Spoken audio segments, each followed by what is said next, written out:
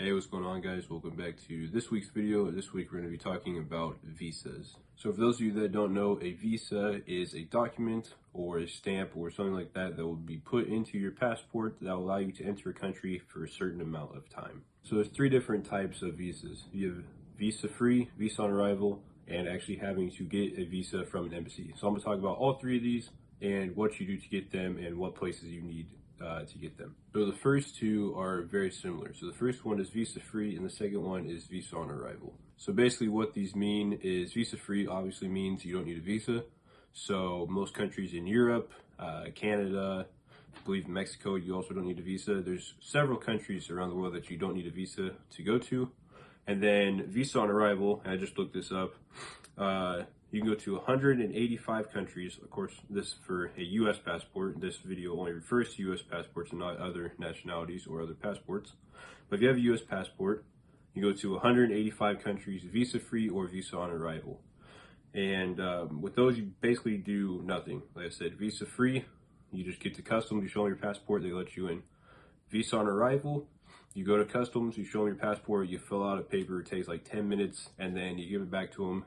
You pay them a little bit of money, and then they print out the visa and they glue it in your passport and then stamp it. So that is all that is, and those are the easiest ones, and we can get into a lot of countries, either visa-free or visa on arrival. The hard one is the next one, which is the third one. So the third one, and the hardest one to do, is actually having to go to the embassy and get a visa. And the reason this is one of the harder ones is not just because you have to go to the embassy, but these last, I just looked it up, 40 countries with visa requirements for U.S. citizens. So there's 40 of them that you'll have to get a visa to go to. And these 40 are very different. And I'll tell you what I mean by that. So the 40 countries that you will have to get a visa to go to are very different on what you have to do to actually get the visa. So some of these are easier than others. For an example, to get a visa to go to Russia, all you have to do is schedule a meeting with the official ambassador from Russia to the United States. So you have to go to the Russian embassy in Washington, D.C., and then you'll schedule the meeting with the ambassador, you'll send in your paperwork, and then you'll have a meeting with them, and if you get accepted, they'll give you the visa. Of course, if you get rejected, then you're not going to get it.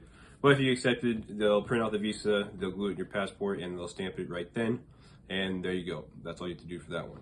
And so for those last 40 countries that you have to get a visa to, I think around 20 of them are like Russia, where you just go to the embassy, you schedule a meeting, and you talk to the ambassador, and then they'll either approve you or not approve you. The ones that are very difficult to get are the last 20, and these are the ones that differ a lot. So for another example, the country of Libya is a country in northern Africa.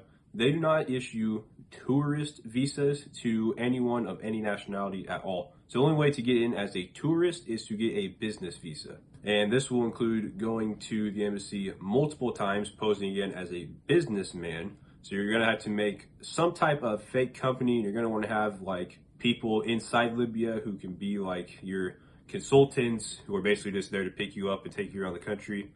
So this is one country. This is probably maybe the second hardest country to get into, but that's the only way you can get in like that, because they don't offer tourist visas to anyone. So the only way you can get in as a tourist is to get a business visa, and there's all kinds of stuff you have to do with that. And then some countries, there's very little information on how to actually get in. So for an example of that, the country of Venezuela, it's a country in the northern part of South America. I actually have no idea how to get a visa to go to Venezuela, because there's very little information online.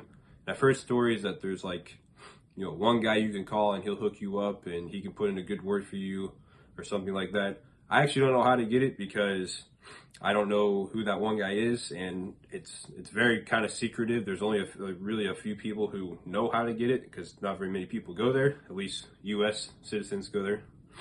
But yeah, that's another one of those countries, and that is very different from Libya. And there's also other countries like North Korea where Americans are banned from going to.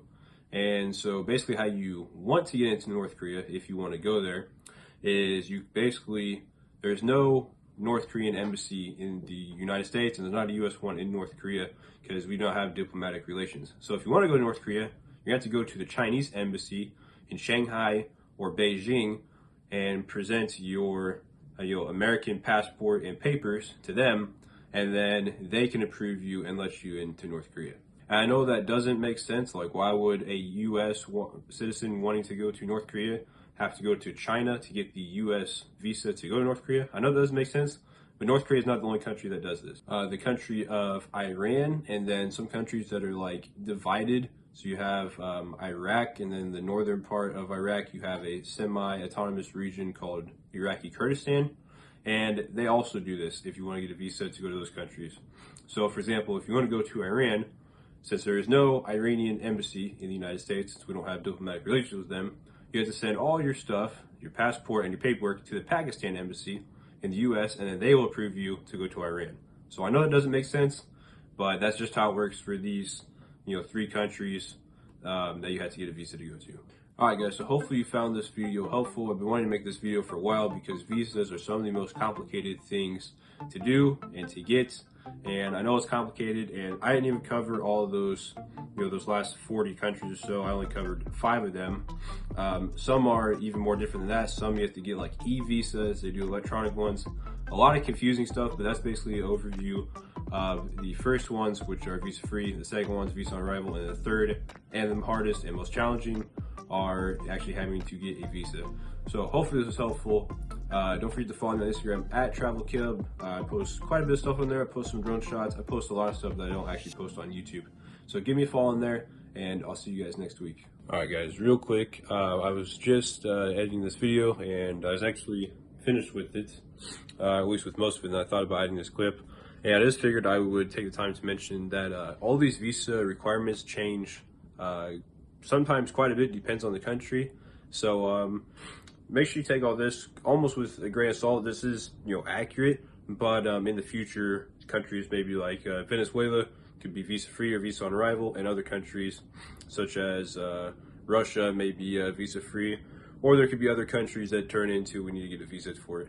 So that's just one thing to keep in mind, that if you're ever planning a trip, is to always look up if you need a visa or not, because although this is accurate at the time of that I filmed it, it may not always be accurate in the future. So that's one thing to keep in mind. And also, when I was thinking about it, your passport is all you need for visas. Some people might think that if they have to get a visa, they have to get like some other type of document or something that they put visas in. That's not the case at all. They'll put all stamps and all visas in your passports on the pages. They even say, let me open it up here. Like I have the large passport book, and they say visas on them. So that'll be where they put those at. So you don't have to worry about getting some other type of book, because there isn't one, and they put everything in your passport. So that's all I got. Now it's the end of the video.